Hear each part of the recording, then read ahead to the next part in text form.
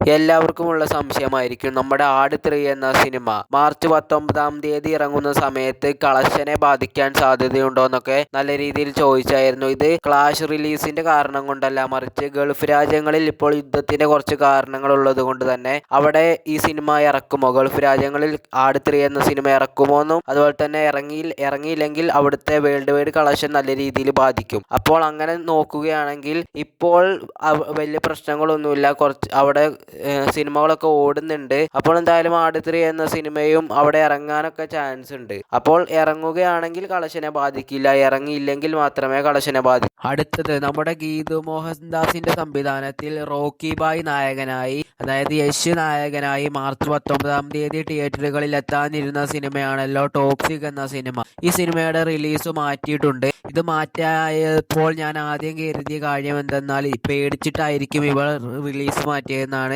പക്ഷെ അങ്ങനെയല്ല, VFX work complete ആവാത്തത് കൊണ്ടാണ് റിലീസ് മാറ്റിയതെന്നാണ് ഇപ്പോൾ കിട്ടിയിരിക്കുന്ന വിവരങ്ങൾ പറയുന്നത്. അപ്പോൾ ജൂലൈയിലെ ടോക്സിക് ഉണ്ടാവുകയുള്ളൂ. അടുത്തത് പ്രഭാസ് നായകനാവുന്ന സ്പിരിറ്റ് എന്ന സിനിമയെക്കുറിച്ച് എല്ലാവർക്കും അറിയാമല്ലോ. സന്ദീപ് റെഡ്ഡി വാങ്ക സംവിധാനം ചെയ്യുന്ന ഈ സിനിമയുടെ വെറും 2 പോസ്റ്ററുകൾ മാത്രമേ റിലീസായിട്ടുള്ളൂ. എന്നിട്ട് പോലും സിനിമയുടെ ബുക്ക് മൈ ഷോയിൽ നോക്കുമ്പോൾ 1 ലക്ഷത്തിന്റെ മുകളിൽ ബുക്ക് മൈ ഷോയിൽ ഇൻട്രസ്റ്റ് കാണിക്കുന്നുണ്ട്. അടുത്തത് വിജയ് നായകനായി വരാനിരിക്കുന്ന ജനനായകൻ എന്ന് പറയുന്ന സിനിമയുടെ ഒരു അപ്ഡേറ്റ് ആണ്. ജനനായകൻ എന്ന സിനിമ ഒരു ജൂലൈ മാസം ഇറങ്ങുമെന്നാണ് പറഞ്ഞത്. പക്ഷെ ഇപ്പോൾ ഏപ്രിൽ മാസം ഇറങ്ങുമെന്നാണ് ഇപ്പോൾ കിട്ടിയിരിക്കുന്ന വിവരങ്ങളിലൂടെ നമുക്ക് വ്യക്തമാക്കുന്ന കാര്യം. അടുത്തത് ദിലീപിന്റെ 152ാമത്തെ സിനിമയായി വരാനിരിക്കുന്ന സിനിമയാണല്ലോ ജഗൻ ഷാജി കൈലാസ് സംവിധാനം ചെയ്യുന്ന ഈ സിനിമ. ഈ സിനിമയുടെ റിലീസ് ഈ വിഷു ദിനത്തിൽ വരുമെന്നാണ് പറഞ്ഞത്. പക്ഷെ വിഷു ദിനത്തിലല്ല, ജൂൺ മാസമൊക്കെ ആയിട്ടായിരിക്കും ഈ സിനിമയുടെ റിലീസ് എന്നാണ് ഇപ്പോൾ കിട്ടിയിരിക്കുന്ന വിവരങ്ങൾ അറിയുന്നത്. ജഗൻ ഷാജി കൈലാസ് ഈ വിവരം ഒരു